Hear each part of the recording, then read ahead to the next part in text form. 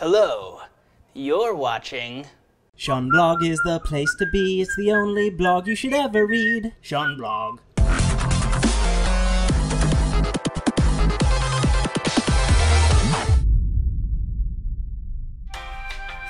Hey everybody, today I want to talk about this week's Parsha, Bamidbar.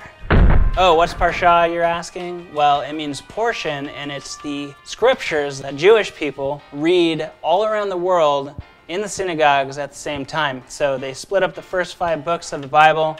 This one's Bamidbar, and it is called Bamidbar because it means in the desert. We're in Numbers 1:1 through 4:20. I do a little program called Parsha in 60 seconds. If you click this link right here, click this.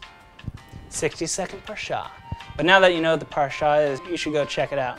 It's fun. So last time on Parsha in 60 seconds, we were wandering in the wilderness. We're still in the desert. Of course, that's most of the Exodus account and moving on. And of course, we're in Numbers, so we're receiving new laws and new rules from the Lord of how to govern ourselves as a body of Hebrews wandering around, the children of Israel, in the wilderness in the 2nd month of the 2nd year following the Exodus of Egypt. Israelite men ages 20 years and up, 603,550 in all, accounted.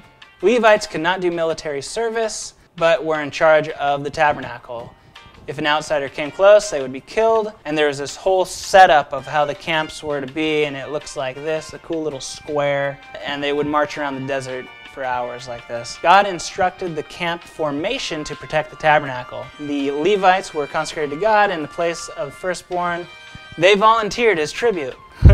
So they took care of Aaron and the priests. There were 22,300 Levites total, I counted. There were 273 more firstborn of Israel than there were Levites, so God took 5 shekels per person and gave them to the priests.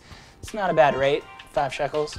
Moses and Aaron took separate censuses of the Kohathites between the ages of 30 and 50. They were in charge of carrying sacred objects. They were not to see the objects uncovered or they would die. Okay, so there's these sacred objects such as the Torah. There's the Ark of the Covenant. There is Aaron's staff, which ended up sprouting some almond leaves. There's a lot of holy instruments that belong in the tabernacle, like what would look like a modern-day menorah, but is just the candelabra. And they were in charge of carrying those things. And of course, if they did it wrong and these things were uncovered, they would die.